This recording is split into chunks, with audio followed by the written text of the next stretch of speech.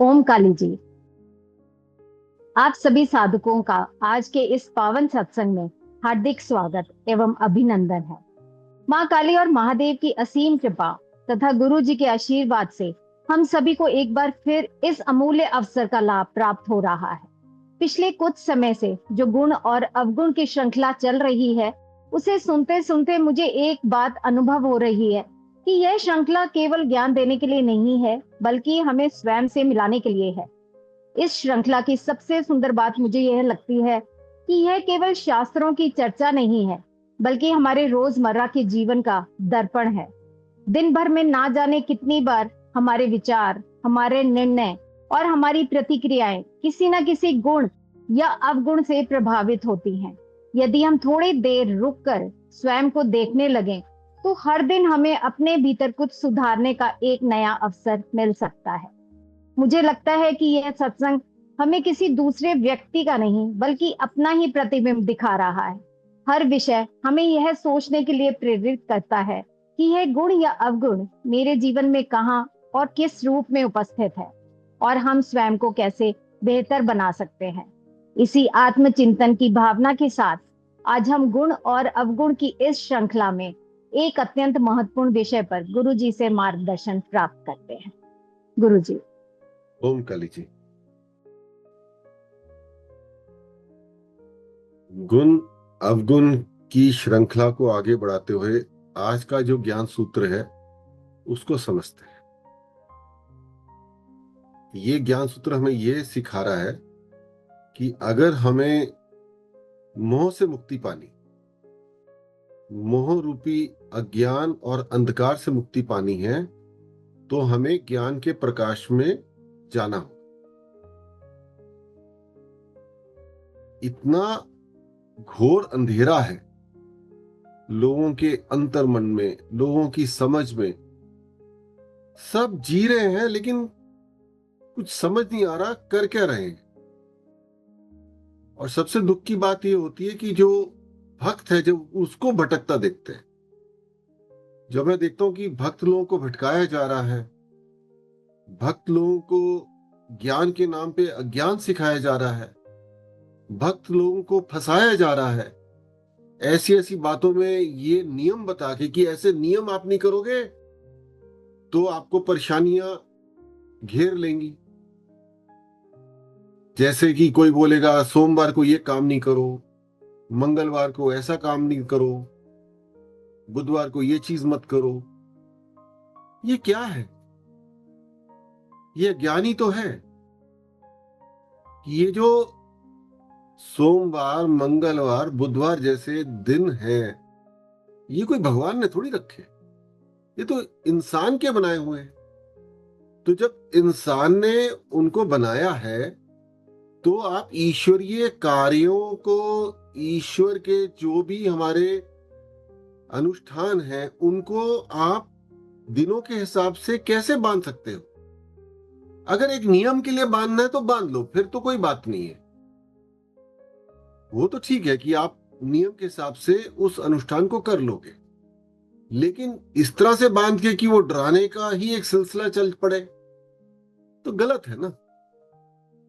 वो सारा अंधकार में आ जाता है, वो सारा अज्ञान में आ जाता है। और अज्ञान ही हमारे दुखों का कारण है। हम लोग दुखी जीवन व्यतीत करने के लिए नहीं पैदा हुए। ये सबसे बड़ा भ्रम है जो मुझे मिटाना है, जो शिव काली बोध से मिटाने की मैं चेष्टा कर रहा हूं। हम लोग नहीं पैदा हुए हैं दुखी जीवन व्यतीत करने के लिए। ये जो दुख हमारे जीवन में आ रहे हैं, जो हमारे कर्मों के फल हैं, उससे हम मुक्ति प्राप्त कर सकते हैं ज्ञान में जाके, ईश्वर के श्री चरणों में जाके, सही तरीके से समर्पण करके, सही तरीके से भक्ति समझ के, ज्ञान के साथ भक्ति करके। अगर हम ये कर लेंगे तो जीवन तो आत्मा के जैसा बन जाएगा, और आत्मा का गुण तो आनंद है। इसको समझना है हम सबको। इसीलिए जो अज्ञान है, जो अंधकार है, जो हमारे को नरक के रास्ते पे लेके जाता है, जो हमें नरक के दर्शन करवाता है, वो जो अंधकार है, उससे हमें निकलने के लिए ज्ञान का प्रकाश चाहिए।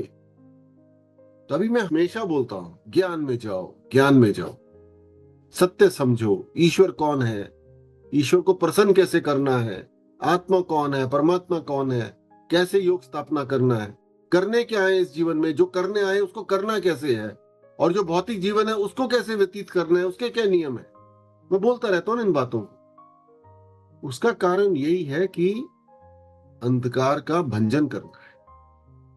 जो अंधकार भक्त को उसका जो हक है वो नहीं दिला रहा है, और वो हक क्या है, उसको जीवन को आनंद के साथ व्यतीत करना है। ये निष्कर्ष है इस बात का। हमारे जो भी षड दोष हैं, काम, क्रोध, लोभ, मोह, अहंकार और मत्सर्य, उसका जो राजा है वो तो आप सबको पता है, वो तो अहंकार ही है। वो ऐसा राजा है जिसकी कोई सल्तनत नहीं है। उसका जो राज है वो केवल भ्रम में है, इल्यूजन में है। उस इल्यूजन का, उस अंधकार का वो राजा है कुछ नहीं। समझ में आ रहा है ना आपको? कुछ नहीं है, एक खाली विचार, एक ऐसी चीज जो कि स्थायी नहीं है, जो कुछ भी नहीं है, उसका अहंकार राजा है। और जो उसका वजीर है, जहां से वो अहंकार पनपता है, जिसकी वो एडवाइस लेता है, जिसकी राय लेके चलता है, जिसकी सुनता है, वो है मोह, वो अंधकार है, वो अज्ञानता। अगर मोह रूपी अज्ञानता मिट जाएगी और प्रकाश आ जाएगा, तो अहंकार का पतन हो जाएगा, अपने आप ही हो जाएगा। अहंकार को पता चलेगा, जो अहंकार मैं, मेरा, मुझे कर रहा है, जो हमारे माथे में बैठ के तांडव कर रहा है, जो हमारे सारे दुखों का कारण है, उसका जब नाश होगा, जब प्रकाश उजागर होगा, तो पता चलेगा तो कुछ हुई नहीं, मैं तो कुछ भी नहीं हूं। मेरा अस्तित्व तो ये है कि मैं आत्मा हूं, और आत्मा परमात्मा का स्वरूप है। बस यही मेरी पहचान है और कुछ नहीं है। बाकी सब क्षण भर का है, बाकी सब अस्थाई है, कुछ नहीं है। लेकिन इसका मतलब ये नहीं कि कुछ नहीं है तो कुछ करना नहीं है। हम कोई भिक्षु थोड़ी है कि सब छोड़ छाड़ के चल पड़े, ऐसा नहीं है। केवल जो अस्थाई है, जिसका कोई अस्तित्व नहीं है, जो क्षण भर का है, जो हर समय परिवर्तित हो रहा है, चाहे वो परिस्थिति हो, चाहे वो इंसान हो, जो भी हमारे जीवन में घटित हो रहा है, उससे मोह मत करिए। तो क्या इसका मतलब ये हो गया कि अब परिवार से हमें प्रेम नहीं करना? किसने बोला? ऐसा किसी ने नहीं बोला। केवल अपनी सारी पहचान, अपनी सारी एनर्जी, अपना सारा प्रेम, अपना सारा अस्तित्व, अपना जो कुछ भी है, वो वहां पे केंद्रित करके नहीं चलना है। इसका मतलब ये है,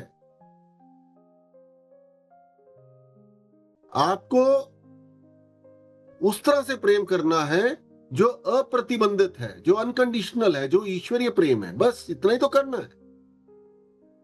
तो आपने अपने आप को फंसाया नहीं, आपने अपने दुखों का पूरा पिंजरा खोल नहीं दिया। यही तो है बस। किसने बोला कि परिवार को छोड़ना है? हम भगोड़े थोड़ी हैं। हमें प्रेम भी करना है, अपनी जिम्मेदारियां भी निभानी है, लेकिन जो अस्थाई है उसको समझ के कि जो मैं प्रेम उनसे वापस उम्मीद कर रहा हूं वो अस्थाई है, वो मिले ना मिले मुझे पता नहीं है, वो मेरे हाथ में नहीं है, वो ईश्वर के हाथ में है। मैं केवल प्रेम करने का अधिकारी हूं तो कर लेता हूं, मैं जिम्मेदारियां निभाने का अधिकारी हूं, जितनी निभा सकता हूं निभा लेता हूं, बाकी ईश्वर देखेंगे। क्योंकि जो परिवार है वो तो ईश्वर का भी है, ईश्वर ने मुझे दिया है। ये बस एक दृष्टिकोण की बात है, समझने की बात है, जो ज्ञान में समझ में आता है। आपको क्लियर हो रही है ना मेरी बात है? मोह हमारे दुखों का कारण, केवल वो अहंकार को नहीं राजा बना के बैठा हुआ है, वो बाकी सारे षड दोष हमारे जीवन में भरपूर भेज रहा है। क्योंकि जो अस्थाई है उसको हमें मोह बताता है कि ये सब स्थाई है, ये सब हमेशा रहेगा। लेकिन हमारी अंतरात्मा की आवाज जब ज्ञान में जाके बोलती है तो हमें बताती है कि ये स्थाई नहीं है, ये परिस्थिति बदल जाएगी। तुम वो काम करो जो स्थाई है। वो स्थाई ये है, तुम उनके श्री चरणों में जाओ जो इस सृष्टि के रचयिता है। वो हर समय थे, हर समय रहेंगे, और वो ही हमको मुक्ति प्रदान करके उजाले में लेके आएंगे। जब उजाले में आओगे तो पूरा दृष्टिकोण बदल जाए, और अभी से बहुत लोगों का बदल भी रहा है। आप देख रहे हैं ना ये सब। इसीलिए हम लोग ध्यान करते हैं। ध्यान किसका करते हैं? कि जो सर्वव्यापी ईश्वरी चेतना है उसका ध्यान करते हैं। और ध्यान सबसे बड़ी चीजों में सिखाता है, वो ये सिखाता है कि तुम्हें अभी वर्तमान में रहना है, वर्तमान में रहना सीखना है। सिंपल बातें हैं सारी। वर्तमान में क्यों रहना है? क्योंकि जो भूतकाल में चला गया वो तो चला गया, वहां से उसके ऊपर आपका कोई भी अब नियंत्रण नहीं है, वो तो चला गया। और जो आने वाला समय है वो भी आपके हाथ में नहीं है। तो जो वर्तमान है, जो चल रहा है, उसमें आपको जीना है। वो आप ध्यान के माध्यम से, साधना के माध्यम से सीखते हैं। पहली बात तो ये। और ध्यान से आपको ये भी समझ में आता है कि बाकी सब चीजें तो अस्थाई हैं, मुझे उनमें क्यों फंसने का है। आपको ये बात समझ में आ रही है ना, कि जो अस्थाई है, जिसका कोई अस्तित्व नहीं है, उसके साथ मैंने निभाना है, लेकिन मुझे फंसना नहीं है वहां पे। बस इतना ही फर्क है। इसकी एक बड़ी सुंदर कहानी है। एक आश्रम में एक व्यक्ति ध्यान कर रहा होता है। तो काफी समय ध्यान करने के बाद वो एक दिन गुरुजी के पास जाके बोलता है कि गुरुजी, जब मैं ध्यान करता हूं तो यहाँ पे बहुत सारे लोग कोई ना कोई कार्य कर रहे होते हैं, तो मैं कहां बैठ के ध्यान करूं जहां मुझे एकांत मिले। मेरा ध्यान बार बार भंग हो जाता है। गुरुजी बोले, तुम एकांत ढूंढ रहे हो ध्यान करने के लिए? एक बात बताओ, इस आश्रम में कुछ बच्चे भी हैं, वो कोई खेल खेल रहे होते हैं, तुमने देखा है उनको? कहता, हाँ गुरुजी, मैंने देखा है। तो वो बच्चे जब खेल खेल रहे होते हैं तो उनका सारा चित्त अपने खेल में लगा होता है, उस खेल के आनंद को ले रहे होते हैं, वो वर्तमान में ही खेल खेल रहे होते हैं। उन बच्चों को तो कोई नहीं साधना करना सिखा रहा, उनको कोई भी ध्यान करना नहीं सिखा रहा, वो फिर भी वर्तमान में है। तो तुमको इतनी कठिनाई क्यों हो रही है? तुम अपने विचार में ये लेके आ रहे हो कि मुझे वर्तमान में रहना है, मुझे अस्थाई में नहीं जाना है, मुझे स्थाई के ऊपर चित्त लगाना है। इस तरह से कार्य नहीं होगा। ये कार्य तब होगा जब तुम अपने वर्तमान का आनंद लेने लग जाओगे, उसको एक खेल के जैसे खेलना शुरू कर दोगे, एक खेल के जैसे देखना शुरू कर दोगे। और वो कब समझ में आता है? जब हम ज्ञान में जाते हैं कि होना तो वही है जो ईश्वर ने चाहा, होना वही है जैसा ईश्वर ने लिख दिया। तो जो वर्तमान में मेरे चल रहा है वो तो मेरा सबसे अच्छा एक्सपीरियंस है। वो इसलिए है क्योंकि मैं भक्त हूं, मैं साधना कर रहा हूं, मैं ईश्वर के मार्ग पे चल रहा हूं, मैं ईश्वर संग योग स्थापना करने की इच्छा रख रहा हूं। सिंपल बात है, मैं पूरी तरह से सुरक्षित हूं। तो जो चल रहा है वर्तमान में उसका मैं आनंद लेता हूं। अब हम नौकरी कर रहे हैं और नौकरी की कठिनाइयां हमें परेशान कर रही हैं। जब नौकरी नहीं थी तो नौकरी नहीं होने की बात हमें परेशान करती थी। हम गाड़ी चला रहे हैं तो हमें ट्रैफिक परेशान कर रहा है। जब गाड़ी नहीं थी तो गाड़ी नहीं होने की बात हमें परेशान करती थी। अब जब बच्चे हैं तो बच्चों की अगर स्वास्थ्य ठीक नहीं है, बच्चे बात नहीं मान रहे, तो वो हमें परेशान कर रहे हैं। और जब बच्चे नहीं थे तो बच्चे की चाहत हमें परेशान कर रही थी। कितनी सारी बातें हमारे जीवन में जब हमें मिल जाती हैं और वो जो सुख हमें अस्थायी होने के लिए परेशान करता है, उससे हम उब जाते हैं। तो वो जो सुख हमें पहले खोज रहे थे, अब वही हमारे दुख का कारण बनने लग गया है। तो क्यों बन रहा है? सोचे ना इस बात को, क्यों बन रहा है? कहीं इसलिए तो नहीं बन रहा कि हमारी उम्मीदें बढ़ गई हैं वहां से? कहीं इसलिए तो नहीं बढ़ गया कि हमारे लालच बढ़ गए हैं? सोचे ना इस बात को, कि कहीं हमारा लालच बढ़ गया, अब जितना था अब और चाहिए। कहीं इसलिए तो नहीं बढ़ गया कि हमारे को इज्जत नहीं मिल रही जिस तरह से हमें चाहिए, अपने घर वालों से, अपने ऑफिस वालों से, अपने मित्रों से? क्या कारण है? जो भी ये सारे कारण है ना, जो षड दोषों से आ रहे हैं, जो हमारे दुख का कारण बन रहे हैं, वो सारा अंधकार है।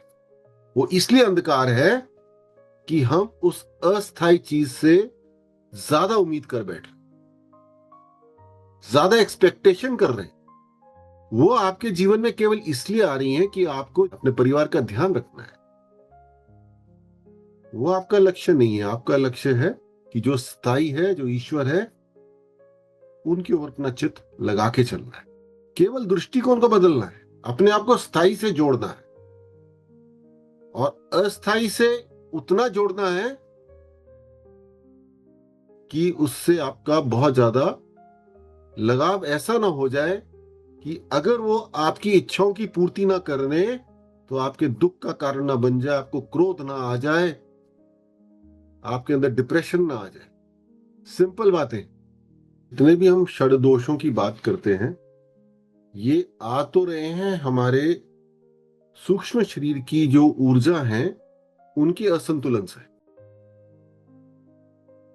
और ये ज्ञान तो बहुत ही सार्वजनिक है, सबको मालूम है। सारे गुरु भी बोलते हैं, साइकोलॉजिस्ट भी बोलते हैं, सभी बोल रहे हैं।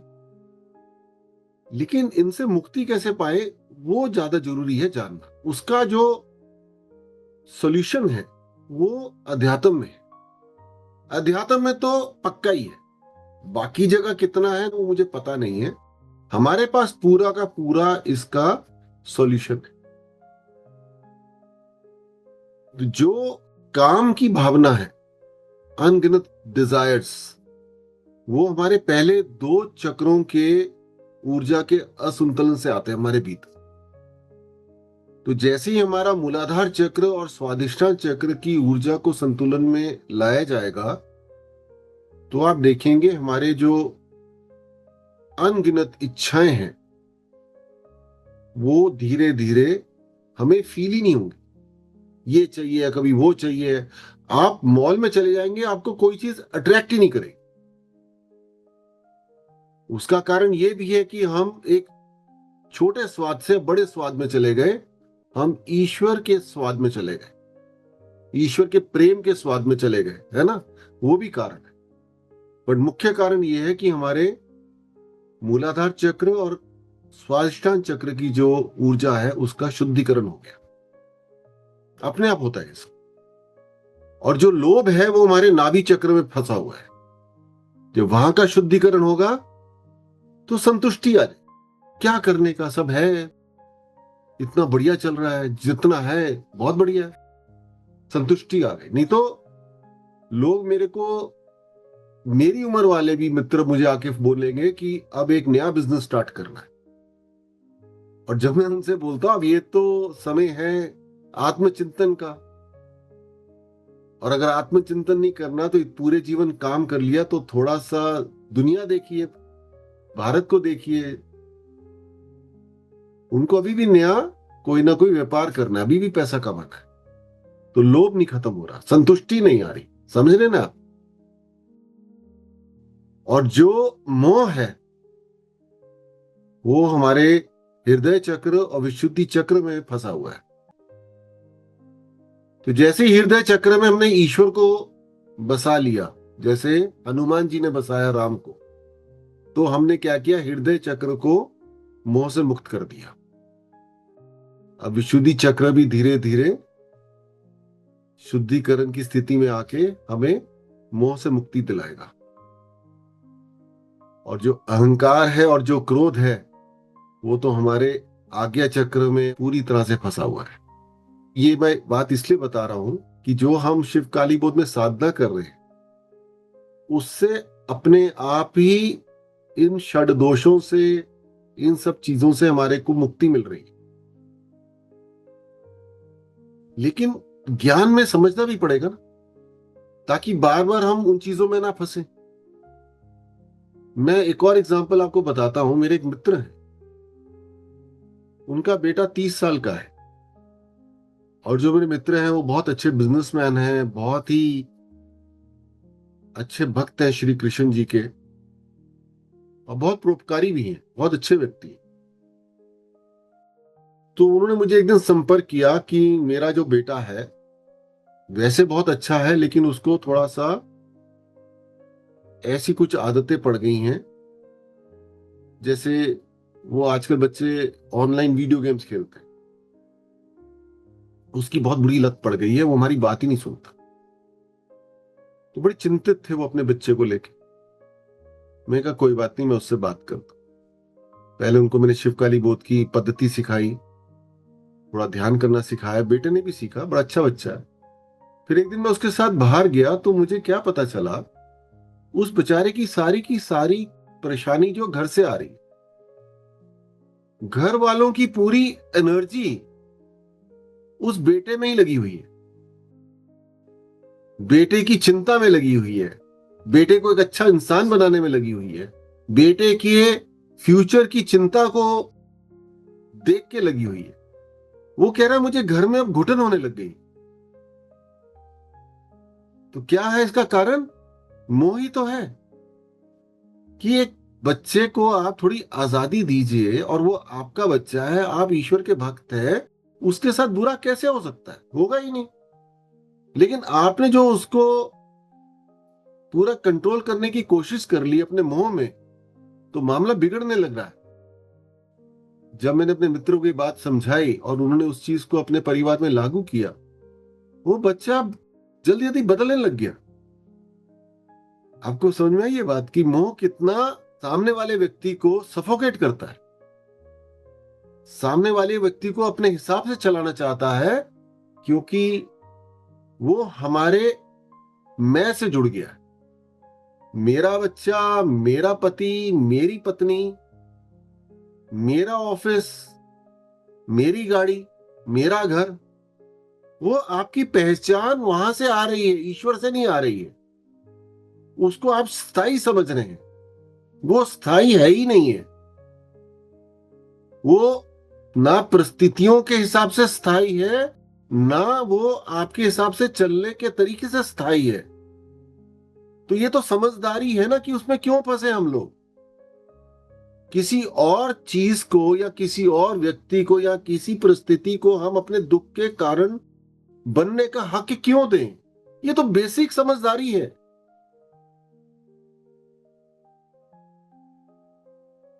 है ना, बेसिक समझदारी।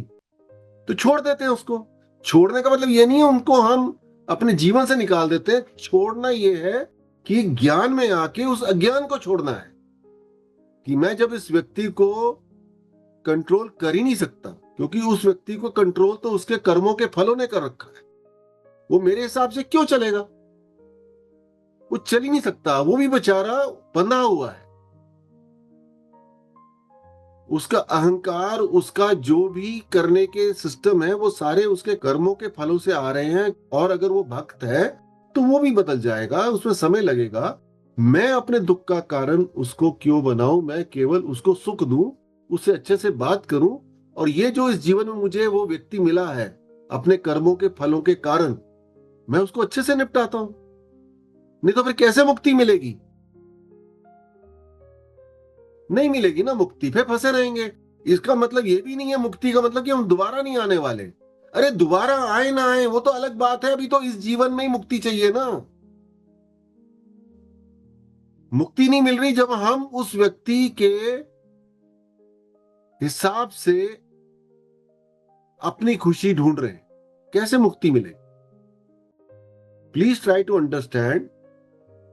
कोई भी व्यक्ति अपने कर्मों के फलों के हिसाब से चल रहा है, आप अपने कर्मों के फलों के हिसाब से चल रहे हैं। आज परिवार में आप सब इकट्ठे हुए हैं, वो भी कर्मों के फल हैं। तो उन कर्मों के फलों को अच्छी तरह से निपटाना है या बुरी तरह से निपटाना है? अच्छी तरह से निपटाना है तो मोह छोड़ के केवल प्रेम करें, तो निबट जाएगा। उस व्यक्ति की मदद करिए उस कर्म फल से निकलने के लिए। और अगर वो नहीं निकलना चाहता तो आप अपनी यात्रा में आगे बढ़िए, अपनी जिम्मेदारी को निभाते हुए। केवल अपने दुख का कारण मत बनाइए उसको। सिंपल बातें हैं, इतनी कठिन क्यों लग रही है हमारे को अपने जीवन में उतारने के लिए? हमारी ऊर्जा इम्बैलेंस है, वो हम ठीक कर ही रहे हैं साधना के माध्यम से। और जब सारी की सारी ऊर्जा आपकी संतुलन में आ जाएंगी तो ये जो आपको चीजें परेशान कर रही है ना, वो करेंगी नहीं। बहुत ही आराम से हो जाएगा सब कुछ, तभी आनंद मिलेगा, ऐसे नहीं मिलेगा। किसी और को मेरी बात समझ में आ रही है तो बताएं। आप बताइए रंजना जी, क्या समझ में आया आपको? गुरु जी, आपने आज बताया कि हम लोग सब सुखी होना चाहते हैं, सुख हम सभी चाहते हैं, पर फिर भी हम कहीं ना कहीं किसी ना किसी वजह से दुख में ही भटकते रहते हैं। हमारी इच्छाएं और वो सब कभी खत्म ही नहीं होती, वही हमारे दुखों का कारण बन जाती हैं, क्योंकि हम प्रेजेंट में तो रहना ही नहीं चाहते हैं। जो हमें मिलता है उससे और आगे बढ़ते रहते हैं। तो जैसे आज ने समझाया कि ये चाहे सबको पता है कि सुख और दुख रहेंगे, पर हम फिर भी अपने दुखों और सुखों में हर वक्त उसी में लिप्त ही रहते हैं, उनसे अपने आप को अलग नहीं कर पाते हैं। क्योंकि हम ज्ञान सुन भी लेते हैं तो उसको अपने जीवन में उतार नहीं पाते हैं, सिर्फ वो हमारा थ्योरेटिकल नॉलेज ही रह जाती है। और हम स्थायी और अस्थायी में भेद जानते हुए भी हम जो अस्थायी है उसी के साथ हम इतनी हमारी ज्यादा चिपकन है कि हम स्थायी की तरफ जो आधा अधूरा ज्ञान है उसको पूरी तरह से अपने अंदर नहीं समझ पाते, हमें अपने आप को ईश्वर से जोड़ ही नहीं पाते। और एक सबसे इम्पोर्टेंट चीज जो मुझे आज का लगा अपने पे उतारनी है कि हम इस जीवन में जो भी हमें मिल रहा है वो कुछ तो हमारे कर्मों का हिसाब किताब बराबर करने के लिए हम आए हैं। तो अगर हम उनको एक्सेप्ट करके उनको समझेंगे नहीं तो ये तो कर्म का सिलसिला हमेशा चलता ही रहेगा। हम अपने आप से उस ज्ञान से अपने आप को इस तरह से बना ले कि जो हमारा वर्तमान है उसको एक्सेप्ट करने की कोशिश करें। कोशिश क्या, उसको करें ही एक्सेप्ट, ताकि हम आगे जो है अपनी इस जर्नी पे, अगर हमने सोचा है कि हमने स्थायी की तरफ बढ़ना है तो हम उस तरफ बढ़े। और इसमें आप ये सब बताया जो हमारे अंदर ये षड दोष और ये हैं, कुछ कुछ तो सब हमारे जो चक्रास हैं उनकी इम्बैलेंसेस से ही आ रही हैं। तो हम उस इम्बैलेंसेस को भी समझें और उनको दूर करें। जिस भी स्थिति से जैसे हम जब समझ लेंगे तो हम थोड़ी कोशिश भी करेंगे कि हम हमारे वो दूर हो। जब चक्रास बैलेंस होंगे तो फिर हमारी जो प्रॉब्लम्स हैं, जो हमारी अवगुण या जो भी हमारे अंदर दोष मोह, अहंकार, ये सब आ रहा है, वो साथ साथ हमारी साधना के दूर हो सकेगा। सबसे बड़ी बात तो हमें यही समझनी है, स्थाई क्या है और अस्थाई क्या है। हम जो है मैं और मेरा, उससे आगे बढ़ ही नहीं पाते हैं। अगर मैं और मेरे को कुछ हो गया तो हम सबसे ज्यादा अफेक्टेड होते हैं। अफेक्ट होना कोई बुरी बात नहीं है, क्योंकि जब हम एक परिवार में आए हैं, सबके साथ हमारे रिश्ते हैं, तो हम अफेक्ट तो होंगे ही। पर हम उससे निकलने की भी कोशिश करें, कि ईश्वर की मर्जी को अपनी अंदर लाने की कोशिश करें। बहुत अच्छा बोला आप, वेरी नाइस। आज का सत्संग यही पूरा होता है। मीना जी, आप कंक्लूजन कर दीजिए। जी गुरु जी, आज हमने जाना कि मोह वह अवस्था है जहां हमारी बुद्धि सत्य को छोड़कर असत्य से जुड़ जाती है। हम शरीर, संबंधों, वस्तुओं, इच्छाओं को ही स्थायी मान लेते हैं। यही मोह हमें दुख, भय, क्रोध और बंधन की ओर ले जाता है। यदि हमें मोह रूपी अंधकार को दूर करना है तो ज्ञान रूपी प्रकाश की ओर बढ़ना होगा। अज्ञान ही हमारे सभी दुखों का मूल कारण है। अज्ञान के कारण हमें लगता है कि मानो हम इस धरती पर केवल दुख भोगने के लिए ही आए हैं, जबकि वास्तविकता इससे बिल्कुल भिन्न है। हमारी स्वाभाविक गुण आनंद, शांति और प्रेम है। इसके लिए ज्ञान ही हमें बताता है कि जीवन जीने के सही नियम क्या हैं, ईश्वर से कैसे जुड़ना है और आनंदमय जीवन कैसे व्यतीत करना है। हमने जाना कि हमारे भीतर अहंकार राजा के समान है और मोह उसके वजीर बनकर हमारी बुद्धि को भ्रमित करता रहता है। जब ज्ञान रूपी प्रकाश हमारे जीवन में प्रकट होता है, तब मोह का अंधकार स्वतः दूर होने लगता है। हमने जाना कि हमारा सच्चा और अटूट लगाव केवल उस परम सत्य से होना चाहिए जो शाश्वत और स्थायी है, यानी ईश्वर से। साथ ही हमें वर्तमान क्षण में भी जीना सीखना होगा। तो आइए हम सभी संकल्प लें कि मोह रूपी अंधकार से निकलकर ज्ञान रूपी प्रकाश की ओर बढ़ें। ईश्वर के प्रति निस्वार्थ प्रेम, अटूट लगाव और वर्तमान में जीने को आनंद, शांति और आत्मबोध की दिशा में आगे बढ़ाएं। इसी मंगल कामना के साथ आज के सत्संग को यहीं विराम देते हैं। आप सभी का हृदय से धन्यवाद। अगले सत्संग में पुनः मिलेंगे। ओम काली जी। ओम काली जी।